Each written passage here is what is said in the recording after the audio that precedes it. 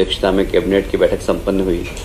Cabinet की बैठक की शुरुआत हो उसके पहले माननीय मुख्यमंत्री जी ने मध्य प्रदेश की वित्तीय स्थिति के बारे में बताया कि हमारे पास वित्तीय स्थिति बहुत अच्छी है हमारी, और सभी माननीय मंत्रियों से उन्होंने निवेदन किया कि अपने अपने विभाग की समीक्षा करें और वे सब कार्य जो बजटेड हैं उसमें पैसे की कमी नहीं है, सब समय सीमा के अंदर काम पूरा हो, इसके लिए अपने अपने विभाग की जितने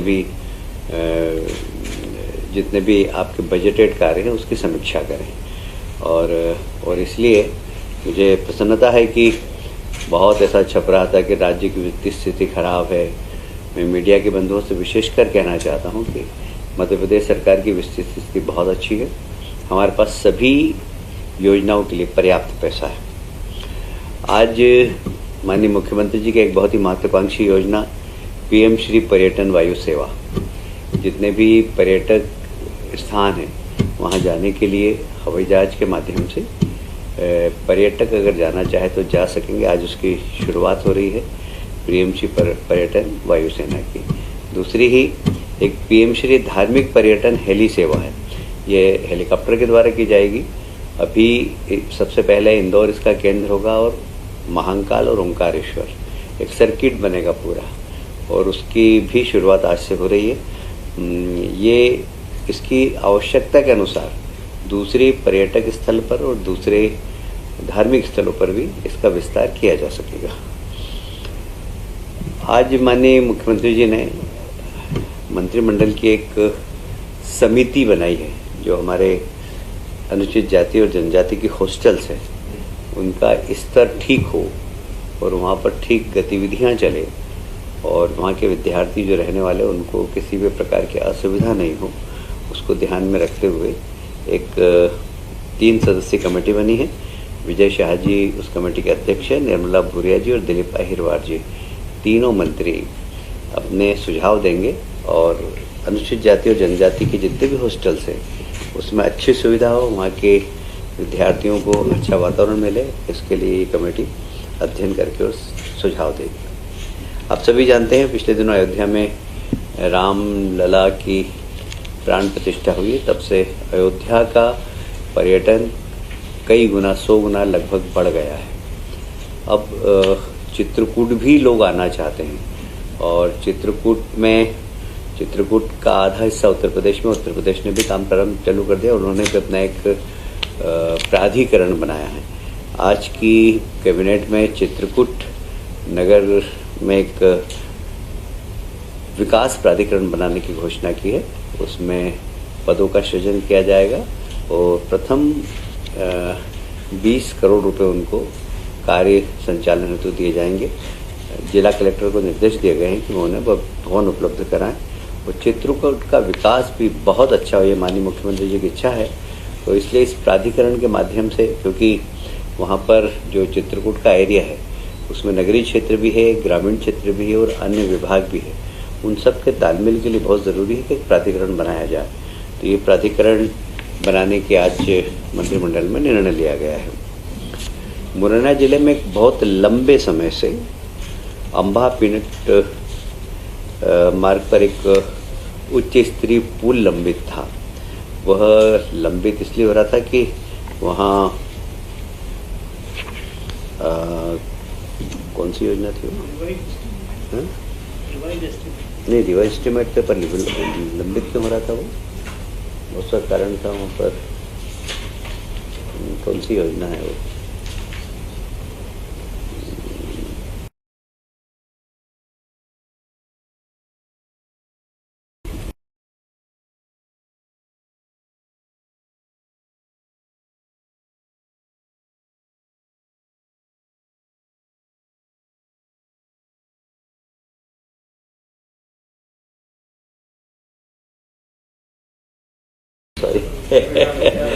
घड़ियाल नाम याद नहीं आया मुझे। घड़ियाल परियोजना वहाँ पर चल रही थी, उसके कारण उसकी अनुमति नहीं मिल रही थी। वैसे 2012 से ये पुल स्वीकृत था, पर घड़ियाल योजना के कारण वहाँ पर उस पुल बनाने की अनुमति नहीं मिल रही थी। वो अनुमति मिल गई है और इसलिए इस पुल को फिर से निर्माण है तो आज 157 करोड़ रुपया स्वीकृत किया गया है। एक बहुत ही महत्वाकांक्षी योजना राष्ट्रीय रोपवे विकास कार्यक्रम, ये केंद्र सरकार की योजना है। इसमें धार्मिक पर्यटक स्थल जितने भी वहाँ रोपवे बनाने की योजना है। ये योजना में राज्य सरकार और केंद्र सरकार दोनों के सहयोग से, वैसे तो ये योजना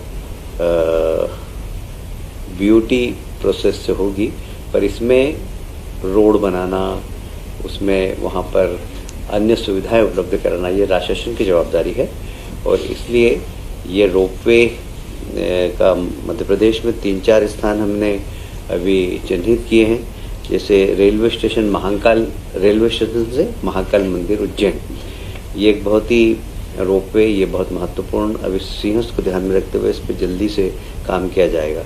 उसी प्रकार टिक्टोरिया माता मंदिर सागर से फनीकुलर, एम्पायर स्टेडियम से गुरुद्वारा वाया रामपुर चौक एवेन्यू मालिया जबलपुर में इसकी योजना है।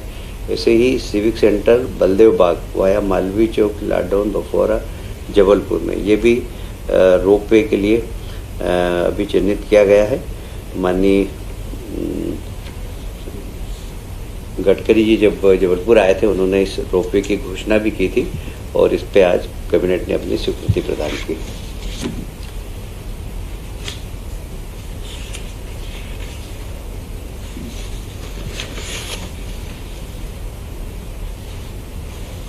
इसका उद्देश्य एक ही है सिर्फ कि पहाड़ी क्षेत्रों में जो हमारे धार्मिक स्थल है वहाँ काफ़ी भीड़ भाड़ होती है, तो रास्ते भी इतने व्यवस्थित नहीं बन पाते हैं, जिससे कि ये रोपवे के माध्यम से सुगम यातायात हो जाए।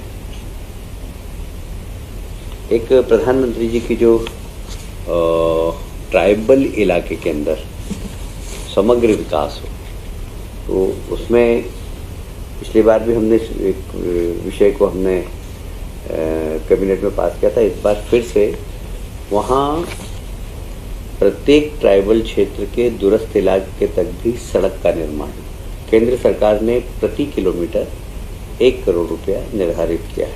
और यदि इससे अतिरिक्त भी कुछ स्थानों पर राशि लगेगी तो उसको राज्य शासन देगी। यह वे सब ट्राइबल इलाके जो दूरस्थ इलाके के अंदर हैं, ये प्रधानमंत्री जी की बहुत महत्वाकांक्षी योजना है। इसमें राज्य सरकार ने निर्णय लिया है कि केंद्र सरकार के द्वारा मिलने वाली राशि के अतिरिक्त जितनी भी राशि लगेगी वह राज्य सरकार उसका वहन करेगी। एक और महत्वपूर्ण विषय जो कि विश्वविद्यालय के जो कर्मचारी हैं उनको वेतन तो मिल रहा था 7वें वेतन आयोग से, पर उन्हें पेंशन 6ठे वेतन आयोग से मिल रही थी। इसलिए आज कैबिनेट ने निर्णय लिया है कि 7वें वेतन आयोग से उनको पेंशन मिले। ये विश्वविद्यालय के कर्मचारियों की बहुत पुरानी मांग थी।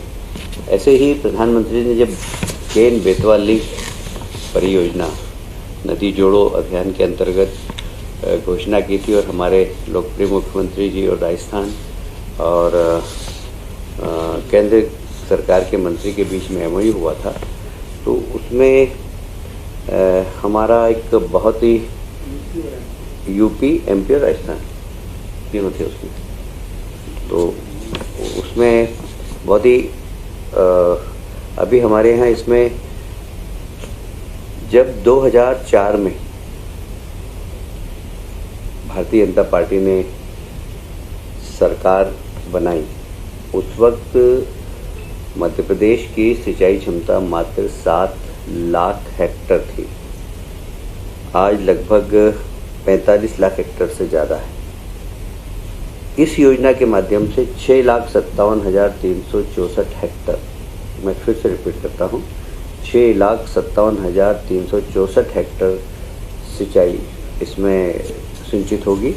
और इस योजना से बुंदेलखंड क्षेत्र के छतरपुर, टीकमगढ़, निवाड़ी, पन्ना, दमोह, सागर, दतिया एवं बेतवा बेसिन के और वैसे ही विदिशा, शिवपुरी, रायसेन जिले के सूखा क्षेत्र को सिंचित करने का काम होगा। ये बहुत ही, और इसकी आबादी प्रभावित होगी, लगभग 44 लाख आबादी प्रभावित होगी। प्रधानमंत्री कृषक मित्र योजना के अंतर्गत सोलर कृषि पंप के अंतर्गत ग्रामीण क्षेत्र के किसानों को ये सोलर पंप मिले, इसका माननीय मुख्यमंत्री जी ने नाम परिवर्तित किया। अब इसका नाम होगा प्रधानमंत्री कृषक मित्र सूर्य योजना। इस योजना के अंतर्गत दूरस्थ स्थानों पर जहां हमारे किसान रहते हैं उन्हें सोलर पंप के माध्यम से बिजली उपलब्ध कराना, ये उसका उद्देश्य है। हम 100% किसानों के खेतों तक कैसे बिजली पहुंचा सकें, या तो हमारे हाइड्रो पावर की बिजली, और यदि कोई दूरस्थ स्थानों पर इंफ्रास्ट्रक्चर ज़्यादा लग रहा है तो वहाँ सोलर उपलब्ध, सोलर के माध्यम से उनके खेतों पर बिजली पहुँचाएँगे।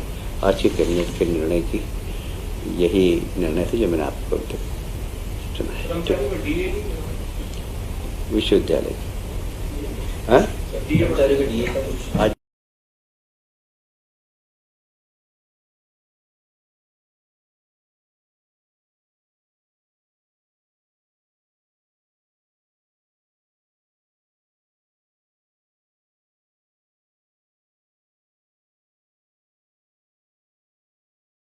स्टेट हैंगर से 2 ग्रुप जाएगा मंत्रियों का। एक ग्रुप जाएगा ग्वालियर, दूसरा ग्रुप जाएगा ओंकारेश्वर और उज्जैन। ओंकारेश्वर और उज्जैन हेलीकॉप्टर से हम लोग जाएंगे, और ग्वालियर और जबलपुर जो ग्रुप जाएगा वो विमान से जाएंगे। ये दोनों पर्यटन को बढ़ावा देने के लिए है, और अभी प्रयोग हम 2-3 जिलों से कर रहे हैं, पर जैसे जैसे डिमांड आएगी इस पर्यटन को बढ़ाने के लिए ये हेली सुविधा और विमान सुविधा हम बढ़ा देंगे।